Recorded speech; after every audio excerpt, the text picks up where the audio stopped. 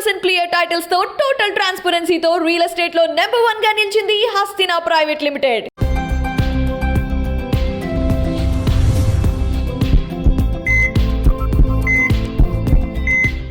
Hello viewers, ఇప్పట్లో చాలామందికి cardiac problems గురించి చాలా ప్రాబ్లమ్స్ ఫేస్ చేస్తున్న వాళ్ళు ఉన్నారు. దాని గురించి అవేర్నెస్ కోసం సర్చ్ చేస్తున్న వాళ్ళు ఉన్నారు. ఇది ఎందుకంటే రీసెంట్గా జరిగిన కొన్ని సిచ్యువేషన్స్ అని కూడా చెప్పచ్చు. చాలా ప్రాపర్ డైట్ తీసుకున్న, ఫిజికల్ ఫిట్నెస్ మెయింటైన్ చేస్తున్న, చాలా ఈ మధ్య రీసెంట్గా కొంతమంది ఫ్యూ సెలబ్రిటీస్ కూడా హార్ట్ అటాక్ అయ్యి చనిపోయిన వాళ్ళు ఉన్నారు. సో దానివల్ల చాలామందికి డిలెమా అండ్ కన్ఫ్యూజన్ వచ్చింది. అంటే proper diet and physical fitness maintain చేస్తున్న వాళ్ళు కూడా ఈ కైండ్ ఆఫ్ సిచ్యువేషన్ ఎదురైంది. అంటే వాళ్ళు అసలు ఏం తీసుకోవాలి, ఫుడ్ అండ్ ఫిజికల్ ఫిట్నెస్ ఎలా ఉండాలి అన్న దాని గురించి చాలామంది కన్ఫ్యూజన్లో ఉన్నారు. సో దాని గురించి ఇవాళ మనతో స్పెషల్ గెస్ట్ ఇంకొంత అవేర్నెస్ క్రియేట్ చేయడానికి అపోలో హాస్పిటల్ నుండి డాక్టర్ వర్షకిరణ్ గారు ఉన్నారు. హలో అండి. హలో అండి, good evening. Good evening sir. First of all we are very please to have you. అంటే ఇప్పుడు కరెంట్ ఇష్యూ అనమాట ఇది. ఆల్రెడీ ఎప్పటి నుంచో హార్ట్ అటాక్ అనేది వస్తున్న, హార్ట్ రిలేటెడ్ ఇష్యూస్ అనేవి ఉన్నా, బట్ ఇప్పుడు ఒక kind of dilemma and confusion ఉంది చాలామంది జనాల్లో. అంటే అసలు ప్రాపర్ డైట్ తీసుకున్న వాళ్ళు కూడా ఇట్లా అయిపోతున్నారు. అసలు డైట్ తీసుకోవాలా? కొంతమంది అయితే ఇప్పుడు ఏం చెప్తున్నారు అంటే అసలు డైట్ ఏం అవసరం లేదు, మనకు నచ్చినట్టు తినేద్దాం, నచ్చినట్టు తాగేద్దాం, ఉన్న రోజులు ఉంటాం, తర్వాత చనిపోతాం అని ఇది కూడా స్టార్ట్ అయింది. సార్ మీరేం చెప్తారు సార్? అసలు ఈ కైండ్ ఆఫ్ సిచ్యువేషన్కి అసలు స్టార్టింగ్ అసలు ఏం చెప్తారు? ఇట్లాంటి సిచ్యువేషన్ ఉంది కదా. సో యాక్చువల్గా ఒక పాయింట్ ఏంటి అంటే, హార్ట్ అటాక్ అనేది ఇంతకు ముందు ఉండేది, ఇప్పుడు కూడా ఉంటుంది. సో ఒక 10 years క్రితానికి ఇప్పటికి గ్లేరింగ్ డిఫరెన్స్ ఎక్కడ వచ్చింది అంటే సోషల్ మీడియా అండ్ అవేర్నెస్లో వచ్చింది. సో ఈ హార్ట్ అటాక్స్ అనేవి ముందు కూడా జరిగేవి, ఇప్పుడు జరుగుతున్నాయి. కాకపోతే ఈ సోషల్ మీడియా వల్ల, అవేర్నెస్ వల్ల జనాలు కొంచెం ఎక్కువ దాని గురించి నాలెడ్జబుల్గా ఉన్నారు. కాకపోతే ఇక్కడ మనం కేర్ఫుల్గా ఉండాల్సిన విషయం ఏంటి అంటే, ఈ నాలెడ్జ్ని అప్రోప్రియేట్గా అర్థం చేసుకుంటే అన్నెసెసరీ ఫియర్స్ అనేవి ఉండవు. సో చాలామంది మీరు అడిగినట్టే డైట్, ఎక్సర్సైజ్ అన్ని రెజిమెంట్స్ ఫాలో అవుతున్నా సరే హార్ట్ అటాక్ అనేది వస్తుంది, how to prevent it. So ఒక పాయింట్ ఏంటి అంటే, కార్డియాక్ అరెస్ట్ అనేది హార్ట్ అటాక్ అనేది 2 different entities. Okay. Cardiac arrest heart attack కాకుండా కూడా అవ్వచ్చు.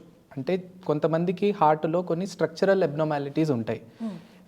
చాలా కామన్గా మీరు ఇంతకు ముందు కూడా వినుంటే ఫుట్బాల్ ఫీల్డ్లో అథ్లీట్స్ చనిపోవటము, అలాంటి ఇన్సిడెన్సెస్ జరుగుతూ ఉండేవి. అవును.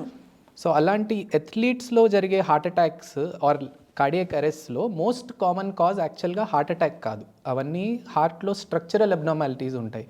లైక్ కామన్గా ఒకటి హైపర్ట్రోఫిక్ కార్డియోమయోపతి అంటాం, HCM.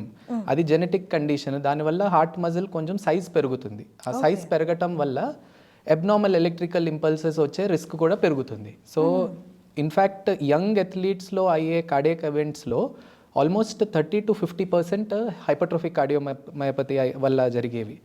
ఇలాంటివే ఇంకొన్ని రేరర్ కండిషన్స్ ఉంటాయి, బేసికల్గా హార్ట్లో ఎలక్ట్రికల్ రిథమ్ డిస్టర్బెన్సెస్ కలిగించేవి. సో వాటి వల్ల కూడా good number of cardiac events జరుగుతూ ఉంటాయి. ఎస్పెషలీ ఇట్లాంటి young people who or otherwise fit, exercise చేస్తున్నప్పుడు అయ్యే ఈవెంట్స్ అవన్నీ కూడా చాలా వరకు హార్ట్ అటాక్ కాకుండా ఈ cardiac arrest, sudden cardiac death అయ్యే అవకాశం ఉంటుంది. హార్ట్ అటాక్ అంటే ఏంటి అంటే, హార్ట్కి వెళ్ళే రక్తనాళాల్లో బ్లాక్ రావటం వల్ల గుండె నొప్పి వచ్చి అయ్యే ప్రాబ్లమ్ని హార్ట్ అటాక్ అంటాము. ఓకే. దీనికి వేరే విధం కార్డియాక్ అరెస్ట్లో వేరే కారణాలు ఇందాక చెప్పినట్టు హార్ట్ ఎలక్ట్రికల్ అబ్నార్మాలిటీ రావటం వల్ల జరిగే లక్షణాలు అన్నమాట. ఓకే. సో దీనిలో చాలా వరకు కార్డియాక్ ఈవెంట్స్ యాక్చువల్గా హార్ట్ అటాక్ అయి ఉండకపోవచ్చు, ఎస్పెషలీ యంగ్ పీపుల్లో. ఎలక్ట్రికల్ అబ్నార్మాలిటీస్, హైపర్ట్రోఫిక్ కార్డియోమయోపతి దానివల్ల అయి ఉండే అవకాశాలు కూడా ఉన్నాయి. గుడ్ థింగ్ ఏంటి అంటే, వీటిలో చాలా వరకు basic cardiac evaluation like ECG కానివ్వండి, ఇకో కానివ్వండి, లేకపోతే ట్రెడ్మిల్, ఇలాంటి 3 బేసిక్ నాన్ ఇన్వేజివ్ టెస్ట్స్లో చాలా వరకు కండిషన్స్ని పట్టుకోవచ్చు. ఓకే. సో దీనివల్ల at least young people with cardiac events ఏవైతే జరుగుతున్నాయో చాలా వరకు మనము ప్రివెంట్ చేయగలుగుతాము. Basic screening by non invasive testing ద్వారా వాటిని మనము పట్టుకోగలుగుతాము. కార్డియాక్ అరెస్ట్ అన్నారు కదా, అది అంటే అది హార్ట్ అటాక్ లాంటిది కాదు కదా. అది హార్ట్ అటాక్ అంటే మెయిన్లీ మీరు చెప్పింది బ్లడ్ సర్క్యులేషన్ వల్ల వస్తుంది అని, బట్ దీని కైండ్ ఆఫ్ సింటమ్స్ ఏమి ఉండవు కదా సార్? సో కార్డియాక్ అరెస్ట్ ఏంటి అంటే, ఎండ్ రిజల్ట్ దేనివల్ల అయితే హార్ట్ పంపింగ్ ఆగిపోతుందో. కార్డియాక్ అరెస్ట్ అనేక కారణాల వల్ల అవ్వచ్చు. ఇప్పుడు మీరు కోవిడ్ విషయం తీసుకోండి, చాలామంది కార్డియాక్ ఈవెంట్స్తో వస్తూ ఉన్నారు. కొంతమంది హార్ట్లో రక్తనాళాల బ్లాక్ వల్ల, హార్ట్ అటాక్ వల్ల కూడా కార్డియాక్ అరెస్ట్ అవుతుంది. కొంతమంది హార్ట్ ఇన్ఫ్లమేషన్ చేరుకుంటుంది, మయోకార్డైటిస్ అంటూ ఉంటారు కదా. ఎలా అయితే మనకి దెబ్బ తగిలితే బాగా ఇన్ఫ్లేమ్ వాచిపోతుందో, అలా హార్ట్లో కూడా ఇన్ఫెక్షన్ వల్ల, ఇన్ఫ్లమేషన్ రావటం వల్ల మయోకార్డైటిస్ అంటాం, దానివల్ల కూడా కార్డియాక్ అరెస్ట్ రావచ్చు. ఇంకా వేరే కారణాలు తీసుకుంటే, ఇప్పుడు నేను ఇందాక చెప్పినట్టు ఎలక్ట్రికల్ అబ్నార్మాలిటీస్, హార్ట్లో ఎలక్ట్రిసిటీ సరిగ్గా పాస్ అవ్వకుండా అబ్నార్మల్ ఎలక్ట్రిసిటీ రావటం వల్ల కూడా హార్ట్ పంపింగ్ ఆగిపోతుంది. So end result is cardiac arrest. Cardiac arrest అనేక కారణాల వల్ల అవుతుంది. దానిలో ఒక కారణం హార్ట్ అటాక్ అయ్యి టైంలో ట్రీట్మెంట్ ఇవ్వకపోతే కూడా end result is cardiac arrest, and that is what leads to the death of the person. So చిన్న పిల్లల్లో, చిన్న వాళ్ళల్లో కూడా వస్తుంది కదా సార్, వాళ్ళకి మీరు ఇందాక అన్నట్టు ఆ మజిల్లో ఏదైనా డిస్టర్బెన్స్ ఉండో, లేకపోతే మజిల్ అబ్నార్మల్గా ఉండడం వల్ల వస్తుంది వాళ్ళలో, బ్లడ్ సర్క్యులేషన్ వల్ల వచ్చేది ఛాన్సెస్ తక్కువ, ఇలా ఎక్కువ అన్నారు కదా సార్. బట్ వాళ్ళకి ఏమైనా సిమ్టమ్స్ కనిపిస్తూ ఉంటాయా ముందు నుండే? సహజంగా ఇవన్నీ ఫైనల్ ఈవెంట్ అయ్యే వరకు చాలా ఏసిమ్టమాటిక్ ఉంటాయి. వాళ్ళు మనం ఎంత పిలిచి అడిగినా సరే చాలామంది పేషెంట్స్ ఏమీ ప్రత్యేకంగా ఏం చెప్పరు. కాకపోతే డీటెయిల్డ్ ఫ్యామిలీ హిస్టరీ తీసుకుంటే ఎవరో ఒకళ్ళకి పాస్ట్ ఫ్యామిలీ హిస్టరీ ఏదో ఒకటి ఉంటుంది. ఇట్లా ఎవరో తెలిసిన వాళ్ళు, ఫస్ట్ డిగ్రీ, సెకండ్ డిగ్రీ రిలేటివ్స్లో సడన్ డెత్ అవ్వకపోయినా ఫ్రీక్వెంట్గా ఫెయింట్ అవుతూ ఉండటము, ఫుల్ డయాగ్నోసిస్ అవ్వకపోయినా పార్షియల్ డయాగ్నోసిస్ అయిన వాళ్ళు ఉండొచ్చు.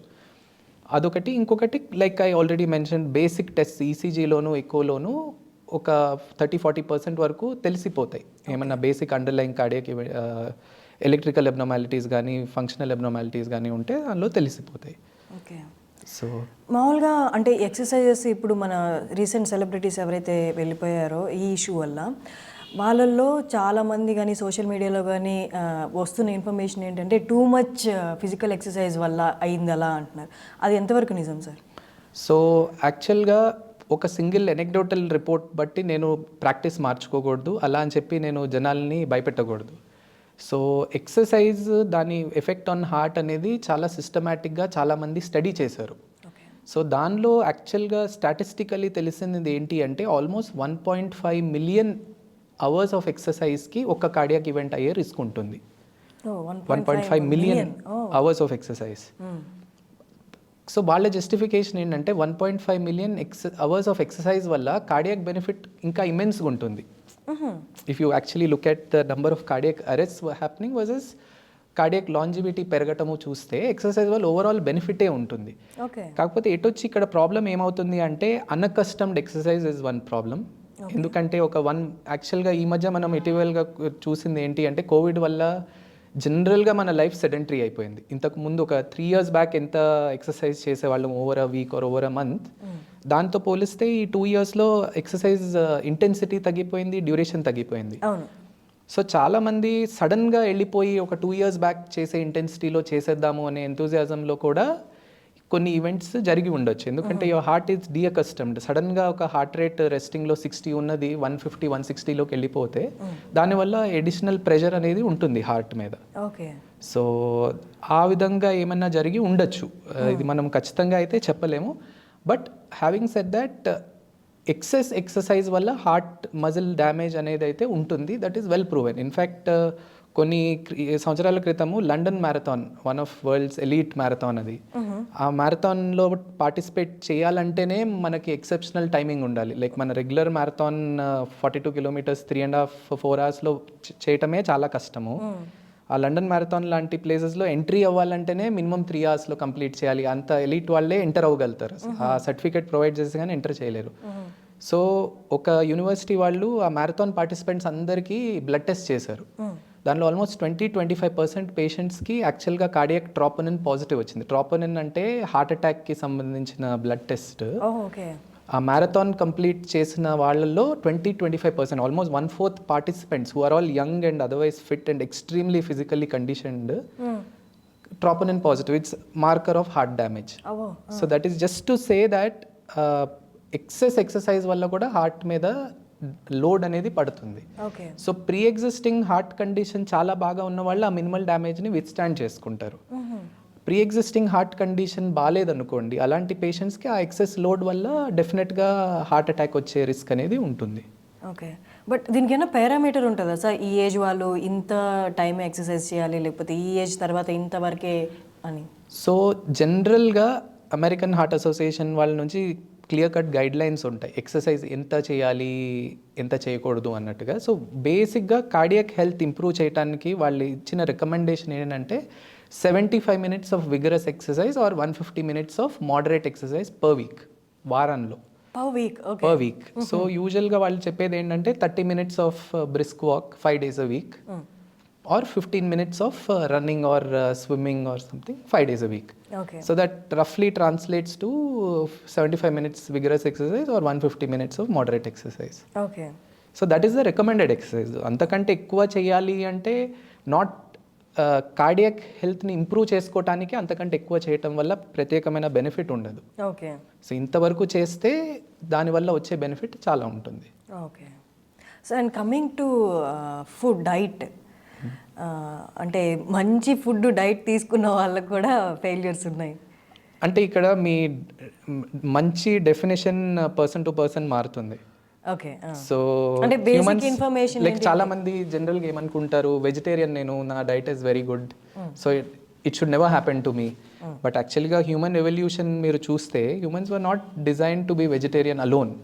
సో నేను అనేది వెజిటేరియన్ మంచిది కాదు అనేది నేను డిబేట్ చేయలేదు. ఇక్కడ ఏంటి అంటే ఎవ్రీ ఫుడ్ దానికి అవసరమైన న్యూట్రియంట్స్ అనేవి ఉంటాయి.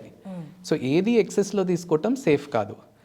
ఈ మధ్య ఫుడ్ జనరల్గా food related misconceptions, food fats బాగా ఎక్కువైపోయినాయి. చాలామంది ఏంటంటే వెయిట్ రిడక్షన్ కోసము ఎవరో ఫ్రెండ్ చెప్పారు, వీళ్ళు చెప్పారు అని సమ్ స్పెషల్ డైట్ ఒక 1 month 2 months వాడేస్తూ ఉంటారు. In fact there are certain diets దానిలో excess oil intake, calorie intake తగ్గించేసి, షుగర్స్ తగ్గించేసి only purely protein and oil based diets కూడా ఉన్నాయి.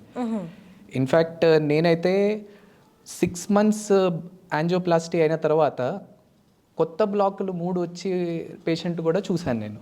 ఏంటి అని పేషెంట్ అడిగితే ఇట్లా మా ఫ్రెండ్ ఎవరో చేశారు అని చెప్పి నేను ఈ పర్టికులర్ డైట్ ఫాలో అయ్యాను, దానిలో రోజుకి ఇంత ఆయిల్ తీసుకొని ఇంత బాదం పప్పులు ఇవి తినాల్సి వచ్చేది. సో బేసిక్లీ మీరు ఎక్సెస్ ఫ్యాట్స్ ఏదైనా ఎక్సెస్లో తీసుకుంటే బాడీ హ్యాండిల్ చేయలేదు. ఓకే, సో నేను నా personal philosophy is to keep it simple. ఏం తింటున్నారో అవే తినండి, క్వాంటిటీ తగ్గించండి. ఈ మధ్య ఫోన్స్లో చాలా క్యాలరీ కౌంటింగ్ యాప్స్ అనేవి వచ్చినాయి. మీరు ఏమైనా తింటుంటే దానిలో ఎంటర్ చేసేస్తే ఆటోమేటిక్గా మీకు పర్ డే ఇన్ని క్యాలరీస్ అని వచ్చేస్తుంది. సో నేను అందరికి ఇచ్చేది అడ్వైస్ అది, మీరు 50 years 60 years what ever food practices follow చేశారు, ఇప్పుడు సడన్గా ఓవర్ నైట్ మీరు అది మానేసి ఇది తినండి అంటే నాట్ ప్రాక్టికల్. సో దానికంటే సింపుల్ సొల్యూషన్, మీరు సేమ్ ఐటమ్స్ కొంచెం క్వాంటిటీ తగ్గించండి. And there are certain food items which are absolute no from cardiovascular health. Excess oil any day మంచిది కాదు బాడీకి. అదేవిధంగా ఎక్సెస్ క్యాలరీస్, ఇప్పుడు కొత్త థింకింగ్ ఏంటి అంటే మన బాడీలో ఫ్యాట్ సింథసిస్ అనేది డైలీ ప్రాసెస్. మీరు ఏవైనా ఎక్స్ట్రా షుగర్స్ కానివ్వండి, ఎనీ ఫార్మ్ ఆఫ్ క్యాలరీస్ తిని వాడకపోతే మన లివర్లో ఆటోమేటిక్గా అది ట్రైగ్లిజరైడ్స్ అండ్ ఫ్యాట్గా కన్వర్ట్ చేసేస్తుంది. సో ఇప్పుడు మళ్ళీ ఆ ఫ్యాట్ ఎక్కువ అవ్వకుండా మనము దానికి మెడిసిన్ ఇచ్చి సప్రెస్ చేసే కంటే క్యాలరీ ఇంటేక్స్ తగ్గించి ఎక్స్పెండిచర్ పెంచితే అది బ్యాలెన్స్ అయిపోతుంది. సో నేను easy to keep it very easy, follow అవ్వగలిగే ఇన్స్ట్రక్షన్ ఇవ్వాలి అంటే మీరు తినేవి తినండి, క్వాంటిటీ తగ్గించి తినండి. Okay, that's good. సార్ ఇప్పుడు మనం అనుకున్నట్టు ఇవన్నీ పాటించిన ఫ్యామిలీ హిస్టరీలో హార్ట్ అటాక్ ఆల్రెడీ ఉన్న వాళ్ళు ఎవరైనా, వచ్చిన వాళ్ళు ఎవరైనా ఉంటే స్టిల్ అది వస్తుందా ఇంత పాటించినా కూడా? సో ఇప్పుడు మనము మాట్లాడేవన్నీ నాన్ కమ్యూనికేబుల్ డిసీజెస్. ఇదేది కూడా కోవిడ్ కానీ మలేరియా లాగా 1:1 డైరెక్ట్ కోరిలేషన్ ఉండదు. లైక్ మీకు మలేరియా పారాసైట్ ఉంటే మలేరియా డిసీజ్ వస్తుంది, సేమ్ టైఫాయిడ్ బ్యాక్టీరియా ఉంటే మీకు టైఫాయిడ్ వస్తుంది. ఈ డిసీజెస్ ఏవి కూడా సింగిల్ ఫ్యాక్టర్ బేసిస్ పైన వచ్చే డిసీజెస్ కాదు. ఇవన్నీ మల్టీ ఫ్యాక్టరల్ అంటాం. మల్టీ అంటే మీ బీపీ వల్ల అయి ఉండొచ్చు, షుగర్ వల్ల అయి ఉండొచ్చు, సెడెంటరీ లైఫ్ స్టైల్ వల్ల అయి ఉండొచ్చు, ఫుడ్ హ్యాబిట్స్ వల్ల అయి ఉండొచ్చు. దానిలో ఒక భాగం జెనెటిక్ ప్రిడిస్పోజిషన్. సో దీనిలో ఏ రిస్క్ ఫ్యాక్టర్ ఎంత కాంట్రిబ్యూట్ చేస్తుంది అని మనం పర్సంటేజ్గా డిస్క్రైబ్ చేయలేము. లైక్ బీపీ వల్ల మీకు 20% రిస్క్ కాంట్రిబ్యూట్ అయింది, జెనెటిక్ ప్రిడిస్పోజిషన్ వల్ల 50% కాంట్రిబ్యూట్ అయింది అనేది ఎవరు చెప్పలేరు. ఓకే, ఇంకొక సింపుల్ ఎనాలజీ ఏంటి అంటే genetic predisposition it's like a loaded gun అంటారు. జస్ట్ గన్ లోడ్ అయి ఉంటే చాలదు, దానికి ట్రిగర్ నొక్కి ఫైర్ కూడా చేయాలి. So having genetic predisposition is like having a loaded gun. దానికి ట్రిగర్ నొక్కి బుల్లెట్స్ ఫైర్ చేయటము is by sedentary life style, hyper tension, BP, sugar, ఇవన్నిటి వల్ల జెనెటిక్ ప్రిడిస్పోజిషన్ కూడా ఎక్కువ రిస్క్ని పోజ్ చేస్తుంది. సపోజ్ జెనెటిక్ ప్రిడిస్పోజిషన్ ఉండి మీరు లైఫ్ స్టైల్ అంతా కంట్రోల్ చేసుకున్నా సరే ఆబ్వియస్లీ మీ కార్డియాక్ రిస్క్ సిగ్నిఫికెంట్గా తక్కువ ఉంటుంది. దీంతో పాటు వేరే రిస్క్ ఫ్యాక్టర్స్ ఉండటం వల్ల ఆ రిస్క్ 10% ఉండాల్సింది 30-40%గా పెరిగిపోతుంది. ఓకే సార్, ఇప్పుడు డైట్ అండ్ ఫిజికల్ ఎక్సర్సైజ్ గురించి చెప్పారు. నార్మల్గా మీరు ఏం సజెస్ట్ చేస్తారు on daily basis? A food ఎంతవరకు జస్ట్ బేసిక్ తీసుకుంటే కొంతవరకు హార్ట్ రిలేటెడ్ ప్రాబ్లమ్స్ అవాయిడ్ చేయొచ్చు అనడానికి diet and physical exercise A suggest చేస్తారు? సో డైట్ ప్రకారంగా చూస్తే సర్టన్ ఫుడ్ ఐటమ్స్ని అవాయిడ్ చేయటం మంచిది. అంటే ఇది అవాయిడ్ చేయటం వల్ల హార్ట్ ప్రాబ్లం ఖచ్చితంగా రాదు అని ఎవరు చెప్పలేరు. రిస్క్ తగ్గించుకోవటానికి any oily food, any fatty food తగ్గించడం మంచిది. దెన్ ఎక్సెస్ క్యాలరీజెనిక్ ఫుడ్ అంటే ఎట్లా అంటే మనకి వైట్ రైస్, పాలిష్డ్ రైస్, మైదా, వీటి వల్ల క్యాలరీస్ సడన్గా షూటప్ అయిపోతాయి మన బాడీలో. సో అలాంటివి మనం సబ్స్టిట్యూట్ చేసి బ్రౌన్ రైస్ గానో లేకపోతే వీట్ లాంటి ప్రోడక్ట్స్ తీసుకోవటం మంచిది. ఓకే.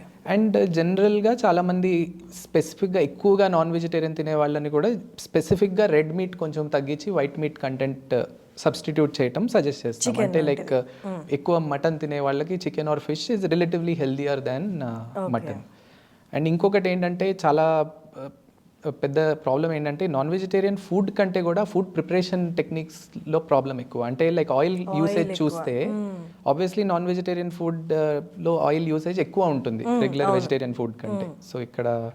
సో అలా general dietary substitutions like instead of pan frying బదులు ఎయిర్ ఫ్రైయర్ అట్లాంటి సబ్స్టిట్యూషన్స్తో ఆయిల్ కంటెంట్ కొంచెం తగ్గించవచ్చు.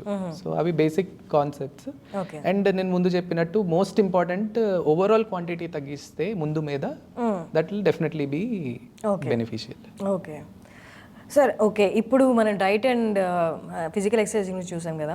మామూలుగా ఇయర్లీ చెకప్ చేయించుకుంటూ ఉంటారు, normal full whole body checkup చేయించుకుంటూ ఉంటారు. అలాగే మనకి హార్ట్ రిలేటెడ్ ముందుగానే అంటే మనకి సిమ్టమ్స్ ఉన్నా లేకపోయినా హిస్టరీ ఉందని మనకు కొంచెం ఐడియా ఉన్నా ముందు నుంచి ఏ కైండ్ ఆఫ్ ప్రికాషన్స్ తీసుకోవాలి అండ్ టెస్ట్లు ఉంటే ఏ కైండ్ ఆఫ్ టెస్ట్లు చేయించాలి?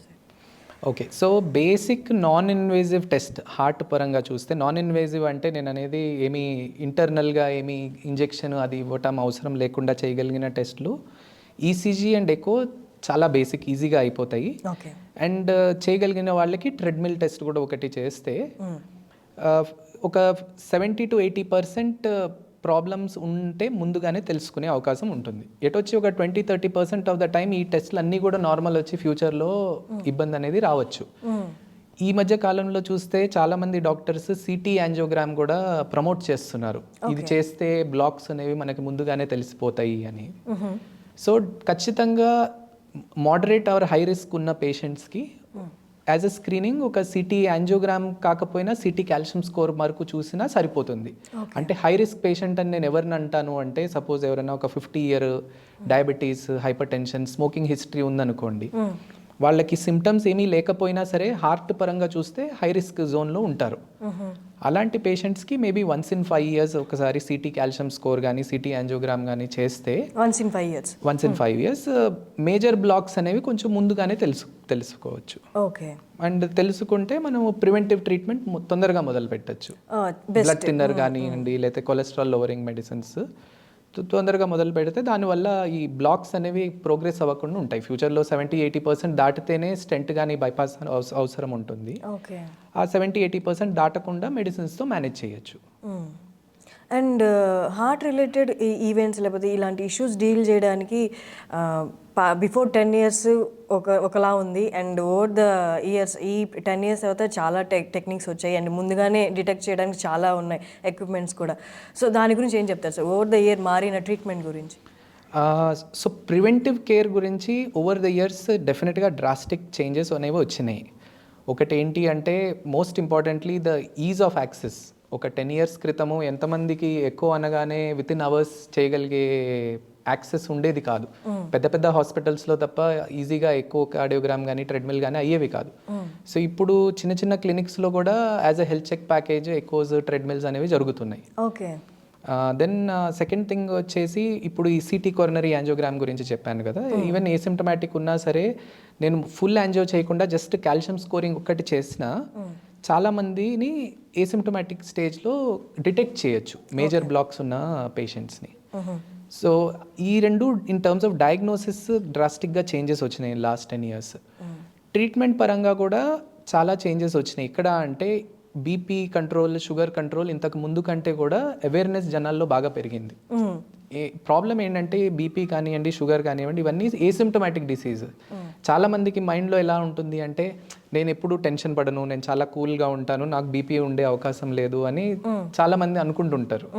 కాకపోతే బీపీ ఇంకా టెన్షన్ రెండు దే నాట్ ఈక్వల్. అంటే టెన్షన్ పడే వాళ్ళకి బీపీ ఎక్కువ ఉండొచ్చేమో కానీ బీపీ ఉన్న వాళ్ళందరికీ టెన్షన్ ఉంటుంది అని అనుకోవటం తప్పు. సో ఇవన్నీ కూడా over the next 5 years, 10 years, 20 years బాడీని డ్యామేజ్ చేస్తూ ఉండి ఫైనల్ ఈవెంట్ అయ్యే వరకు సిమ్టమ్స్ తెలియకపోవచ్చు బీపీవి.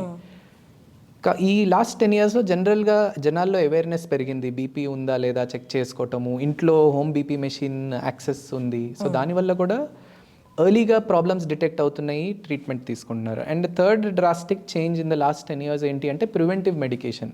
ఇప్పుడు సింపుల్ మెడిసిన్ లైక్ ఆస్పిరిన్ తీసుకోండి, లేకపోతే స్టాటిన్స్ తీసుకోండి. ఇంతకు ముందు కంటే కూడా చాలామంది జనాలు దాని రిక్వైర్మెంట్ జోన్లో ఉన్నారు. అంటే ప్రివెంటివ్గా నేను తీసేసుకుంటాను, నాకు కొలెస్ట్రాల్ కొంచెం ఎక్కువ ఉంది, అది తీసుకోవటం వల్ల కూడా డిసీజ్ ప్రోగ్రెషన్ అనేది కొంచెం ఆగుతుంది.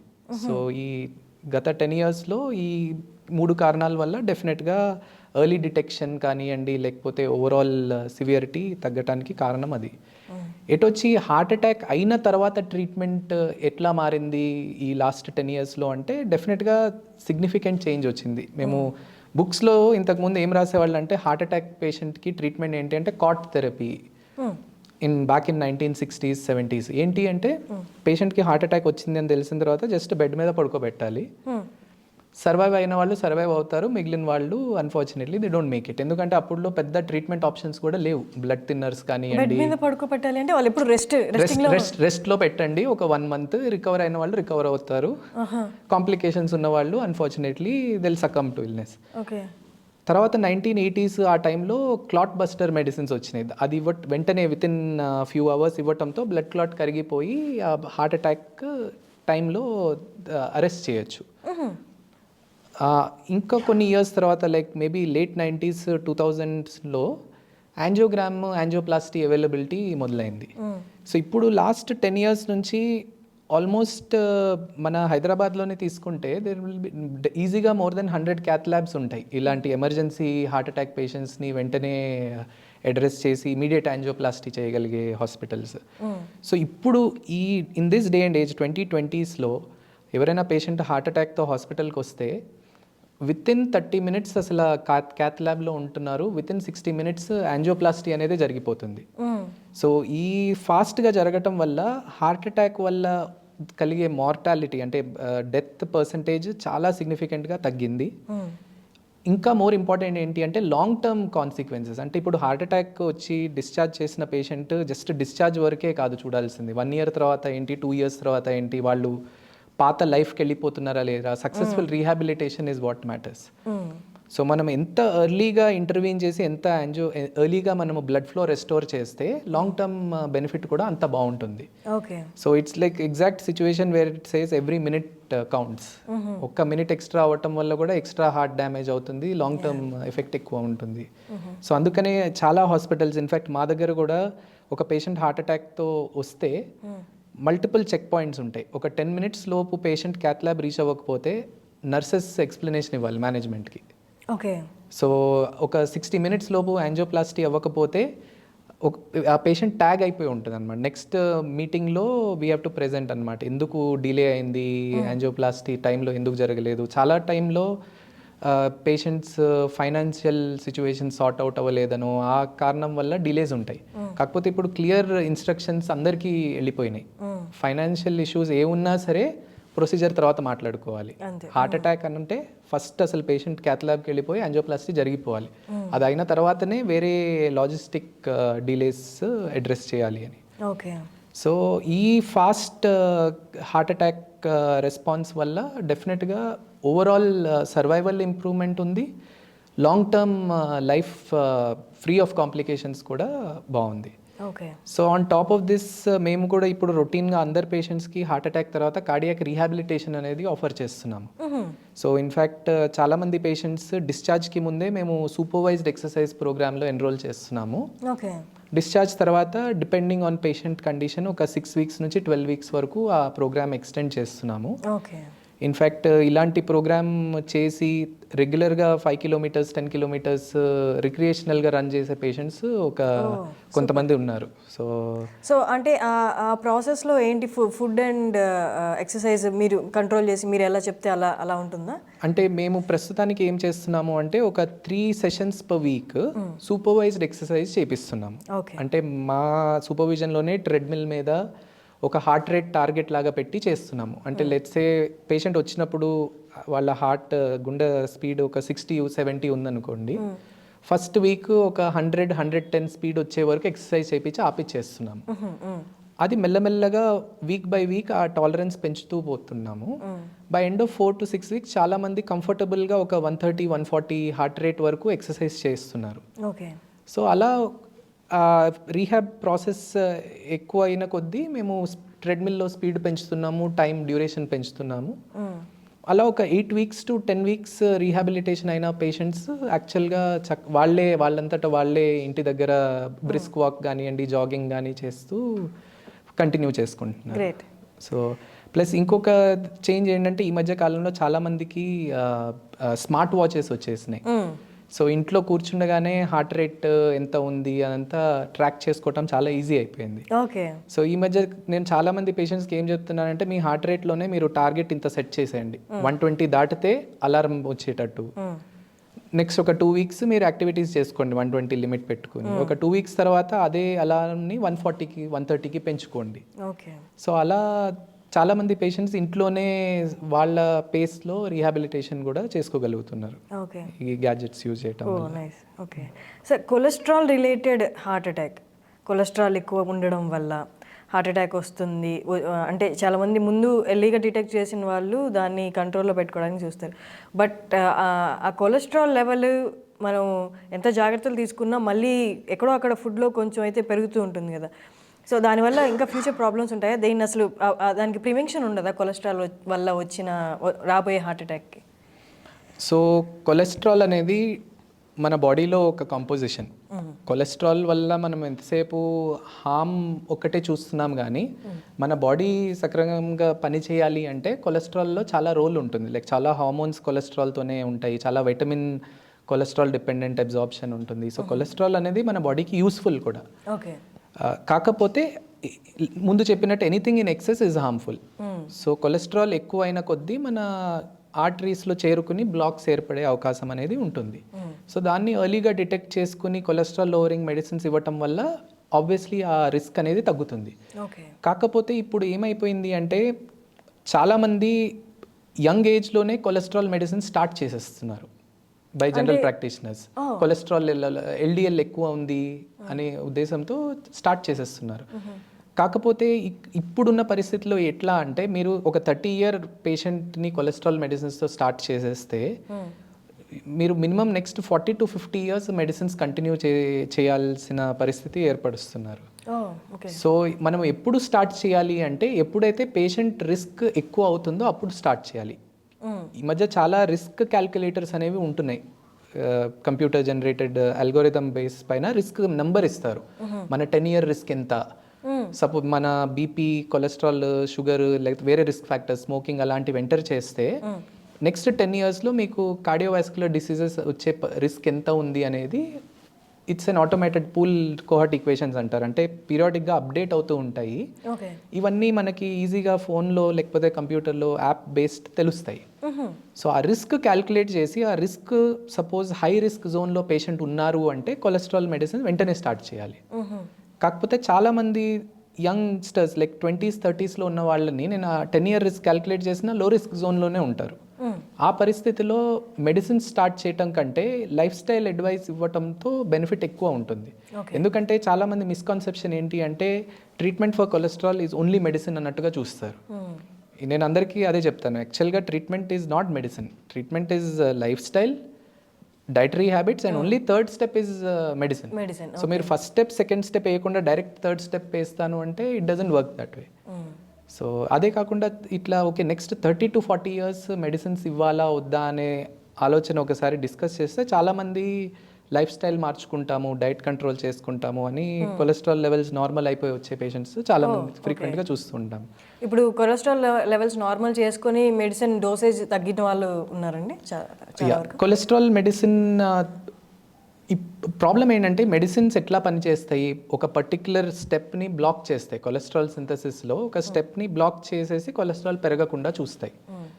సో ఆ మెడిసిన్ వల్ల ఎఫెక్ట్ ఏముంటుంది, ఆ రా మెటీరియల్ ఏదైతే ఉంటుందో అది అక్యుములేట్ అయిపోయి ఉంటుంది బాడీలో. ఓకే, మీరు మెడిసిన్స్ ఆపేస్తే వెంటనే ఆ రా మెటీరియల్ అంతా కొలెస్ట్రాల్గా కన్వర్ట్ అయిపోతుంది. సో సడన్గా రీబౌండ్ ఇంక్రీజ్ అయిపోతుంది. సో అందుకని మెడిసిన్స్ ఆపటం అనేది చాలా ట్రికీ కాల్. ఏ టెక్స్ట్ బుక్స్లోను ఏ గైడ్ లైన్స్లోనూ ఇంతకంటే తగ్గితే మెడిసిన్స్ ఆపేయండి అని ఎవరూ డిస్క్రైబ్ చేయలేదు. ఎలా అయితే బీపీకి కానీ షుగర్కి కానీ there is a very clear target, మీ HbA1c 6.5 కంటే తక్కువ ఉంటే మీరు మెడిసిన్స్ కొంచెం తగ్గించి ఆపేయడానికి ప్రయత్నించవచ్చు అని క్లియర్ గైడ్ లైన్స్ ఉన్నాయి. సేమ్ బీపీలో కూడా అంతే, బీపీ సపోజ్ 110 120 కంటే సిస్టాలిక్ తగ్గితే దానివల్ల కళ్ళు తిరగటం కానీ స్పృహ తప్పిపోవటం కానీ జరిగే అవకాశం ఉంటుంది. సో బీపీ మెడిసిన్స్ తగ్గించవచ్చు. అలాంటి రికమెండేషన్ కొలెస్ట్రాల్ ట్రీట్మెంట్ ఏ బుక్స్లోనూ గైడ్ లైన్స్లోనూ రికమెండేషన్ లేదు. ఎందుకు అంటే ఒకసారి మనం ఆపేస్తే రీబౌండ్ ఇంక్రీజ్ అయిపోతుంది. సో దానికి ఈజీ సొల్యూషన్ ఏంటి అంటే డైట్ కంట్రోల్ కానివ్వండి, లైఫ్ స్టైల్, ఎక్సర్సైజ్, ఇవన్నీ ఇంటెన్సిటీ పెంచి డోస్ సగం సగం తగ్గించుకుంటూ రావటం ఒక option. But majority of patients పూర్తిగా మెడిసిన్స్ ఆపేయటము కుదరదు, బట్ డోస్ తగ్గించుకుని లీస్ట్ ఆఫ్ ద లీస్ట్ డోస్తో కంటిన్యూ చేసుకోవటం కామన్గా జరుగుతుంది.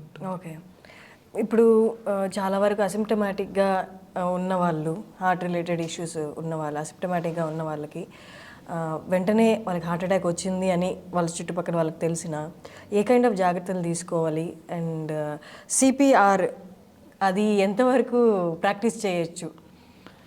సో ఇప్పుడు కనుక ఈ CPR చూస్తే చాలామంది హ్యాండ్స్ ఓన్లీ CPR అనేది రికమెండ్ చేస్తారు. ఇప్పుడు యాక్చువల్గా మీరు వెస్టర్న్ వరల్డ్లో చూస్తే పిల్లలకి స్కూల్లోనే నేర్పిస్తూ ఉంటారు CPR అంటే ఏంటి, ఎలా చేయాలి, జనరల్ అవేర్నెస్ ఎక్కువ ఉంటుంది. మీరు సపోజ్ ఎయిర్పోర్ట్లో చూసినా, షాపింగ్ మాల్స్లో చూసినా సరే ఒక హార్ట్ షేప్ బాక్స్ ఒకటి పెట్టి ఉంచుతారు, AED అని చెప్పి, ఆటోమేటెడ్ ఎక్స్టర్నల్ డిఫిబ్రిలేటర్ అని.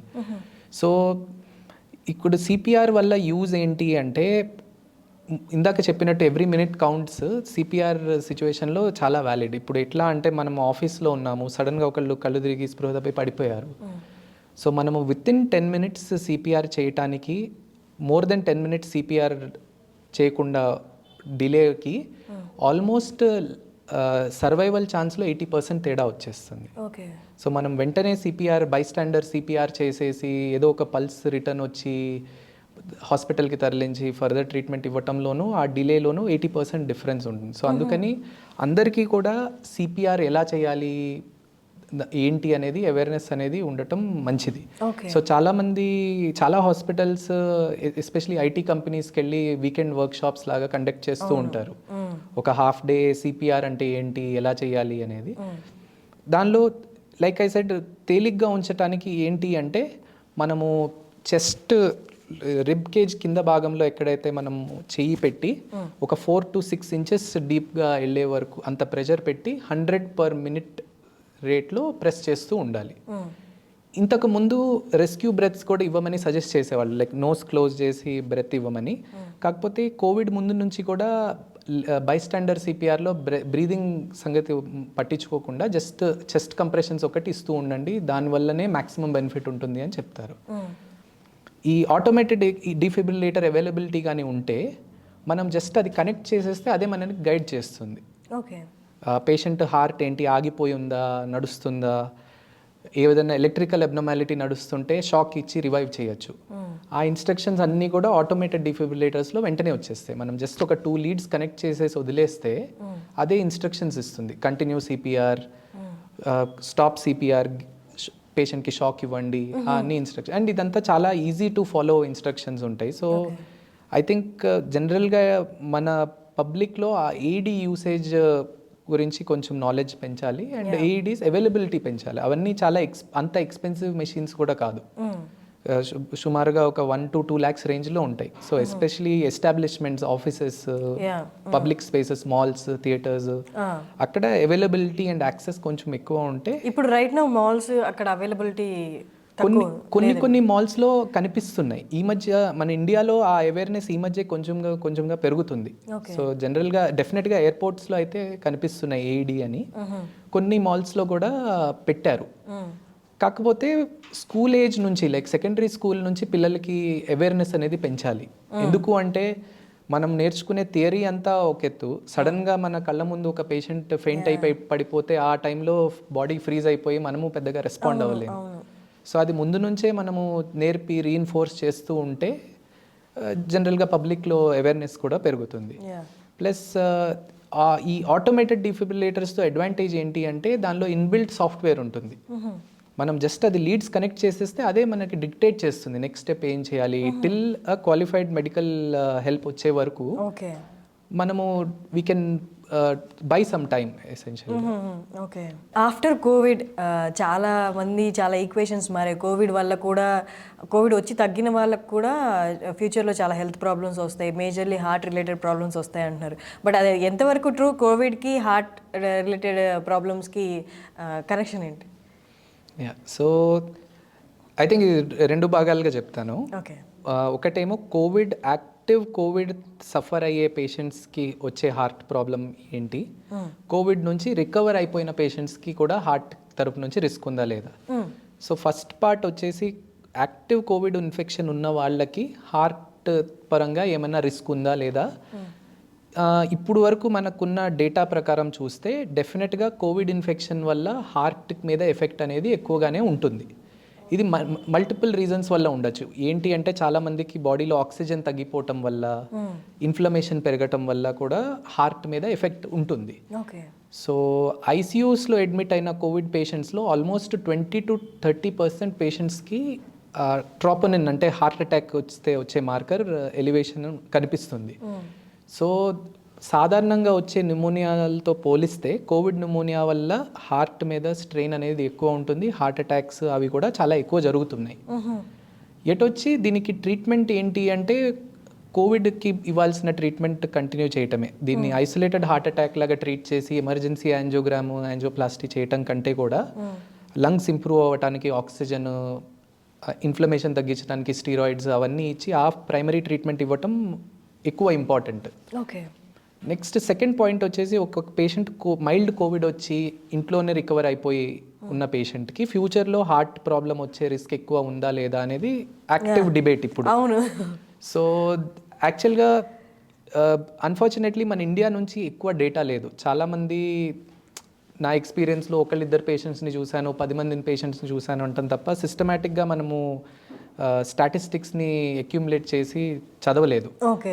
కాకపోతే యుఎస్ నుంచి ఒక చాలా ఇంట్రెస్టింగ్ పేపర్ పబ్లిష్ చేశారు. దానిలో ఏం చేశారు అంటే ఒక almost 5 million of 5 lakh patients, Covid నుంచి రికవర్ అయిన పేషెంట్స్ని ఎప్పుడు కోవిడ్ రాని పేషెంట్స్తో కంపేర్ చేశారు. వాళ్ళకి ఏమైనా డిఫరెన్స్ ఉందా అని. మైల్డ్ కోవిడ్ వచ్చి డిశ్చార్జ్ అయిన పేషెంట్స్కి 2 to 3 times excess heart attack కానివ్వండి, స్ట్రోక్ కానివ్వండి, హార్ట్ రిథమ్ అబ్నార్మాలిటీస్ అన్నీ డిటెక్ట్ అయినాయి over a follow up of 1 year. So దానివల్ల వాళ్ళు ఏం ప్రపోజ్ చేశారు అంటే ఇట్లా అయితే మనము డయాబెటీస్, హైపర్టెన్షన్ ఒక హార్ట్ రిస్క్ ఫ్యాక్టర్ లాగా కన్సిడర్ చేస్తున్నాము, కోవిడ్ రికవరీని కూడా ఒక హార్ట్ రిస్క్ ఫ్యాక్టర్ లాగా కన్సిడర్ చేయాల్సి వస్తుందేమో అన్నట్టుగా ఒక ప్రపోజిషన్ ఇచ్చారు వాళ్ళు. సో అన్ఫార్చునేట్లీ ఇది చాలా కొత్త disease, world is still learning. కాకపోతే ఇప్పుడు కోవిడ్ రికవర్డ్ని కూడా ఒక రిస్క్ ఫ్యాక్టర్ లాగా చూడొచ్చు. Maybe I'm two young and it's two soon for me to say commit to that statement. But ఇప్పుడు ప్రస్తుతం ఉన్న డేటా ప్రకారం డెఫినెట్గా కోవిడ్ రికవర్ అయిన వాళ్ళకి హార్ట్ అటాక్స్ అయ్యే అవకాశం ఎక్కువ అనే ఇండికేషన్ అయితే ఉంది. ఓకే. ఇంకా కొంత కాంట్రవర్సీ వ్యాక్సిన్స్ గురించి కూడా ఉంది. చాలామంది వ్యాక్సిన్స్ తర్వాత హార్ట్ అటాక్స్ వస్తున్నాయి ఇది అంటున్నారు. అన్ఫార్చునేట్లీ నిజంగా వస్తున్నాయా రావట్లేదా అనేది ఎవరికి ఖచ్చితంగా తెలియదు. కాకపోతే అందరం కూడా post vaccine young people heart attack అయ్యి వచ్చిన వాళ్ళని చూసాము. As a cardiologist I have personally witness. Okay, అది మేజర్లీ వ్యాక్సిన్ వల్లనే డిటెక్ట్ చేశారండి? అది మనం చెప్పలేము. ఇప్పుడు ఏంటంటే మన చుట్టుపక్కల అందరూ వ్యాక్సిన్ వేయించుకుంటున్నారు. ఇప్పుడు ఆ వ్యాక్సిన్ వేయించుకున్న వాళ్ళల్లో ఒకళ్ళు హార్ట్ అటాక్తో వస్తే అది వ్యాక్సిన్ వల్ల కాదా అనేది ఎవరు చెప్పలేరు. కాకపోతే ఈ వ్యాక్సిన్ గురించి స్కెప్టిక్గా ఉన్న వాళ్ళందరికీ నేను చెప్పేది ఒకటి, నంబర్ ఆఫ్ లైఫ్స్ వ్యాక్సిన్ వల్ల పోయినవి, వ్యాక్సిన్ వల్ల సేవ్ అయినవి మీరు చూస్తే క్లియర్లీ వ్యాక్సిన్ వల్ల సేవ్ అయిన లైఫ్స్ చాలా ఎక్కువ ఉంటాయి. సో ఇంకా మైనర్ స్టాటిస్టికల్ ఇబ్బందిని చూసుకుని వ్యాక్సిన్స్ వేసుకోకూడదు తప్పు అంటాము నా ఉద్దేశంలో కరెక్ట్ కాదు. Having said that young people like mid-20s early 30sలో ఉన్న వాళ్ళు few days after vaccine heart అటాక్తో వచ్చిన వాళ్ళని కొంతమందిని నేను పర్సనల్గా చూశాను, వేరే కార్డియాలజీ సర్కిల్స్లో మాటల్లో కూడా చాలామంది చూశారు. సో అది ఎంతవరకు ఓన్లీ బికాస్ ఆఫ్ వ్యాక్సిన్ అయ్యింది అనేది మరి time will tell us. So last question, ఇప్పుడున్న current situation after covid situation అని చెప్పొచ్చు, కన్సిడరింగ్ కోవిడ్ సిచ్యువేషన్ అన్ని కన్సిడర్ చేసి ఇప్పుడు కరెంట్ జనరేషన్కి లేకపోతే పెద్దవాళ్ళకి కూడా ఏమైనా సజెస్ట్ చేస్తారా? హార్ట్ రిలేటెడ్ ముందుగానే ప్రికాషన్స్ తీసుకోవడం కానీ, అంటే ఇప్పటికి ఈ క్వశ్చన్స్ చాలా మారాయి, బిఫోర్ కోవిడ్ ఇప్పటికి మీరు ఏమైనా సజెస్ట్ చేస్తారా ఈ కైండ్ ఆఫ్ సిచ్యువేషన్లో? ఐ థింక్ కోవిడ్ వల్ల స్పెసిఫిక్గా నేనైతే ప్రాక్టీసెస్ మార్చుకోమని నేను సజెస్ట్ చేయను.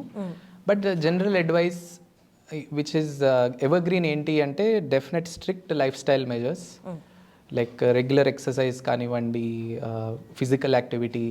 చాలామంది ఎక్సర్సైజ్ అనగానే వెయిట్ లిఫ్టింగ్ దాన్ని ఈక్వేట్ చేసుకుంటారు. But strictly from heart health point of view aerobic exercises like running కానివ్వండి, cycling, swimming, walking, brisk walk, ఈ exercises is an absolute must.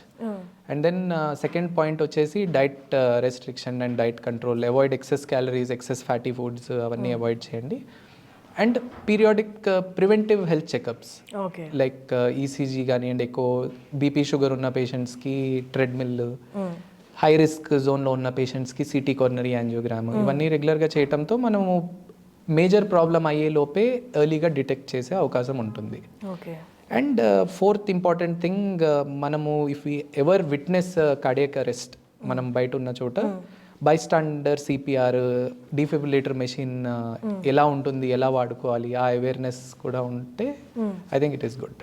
మామూలుగా మీరు అన్న ఫిజికల్ ఎక్సర్సైజ్ అంటే వెయిట్ లిఫ్టింగ్ లేకపోతే ఇంటెన్స్ కార్డియో చేయడం, అవి చాలామంది ఇప్పుడు డిబేట్ నడుస్తుంది ఏంటంటే దానివల్ల హై హార్ట్ రేట్ వచ్చేస్తుంది, దానికి బదులు దాన్ని యోగాతో రీప్లేస్ చేస్తే హార్ట్ రేట్ కొంచెం కంట్రోల్డ్గా ఉంటుంది. మీరేం సజెస్ట్ చేస్తారు ఈ రెండిట్లో? నేను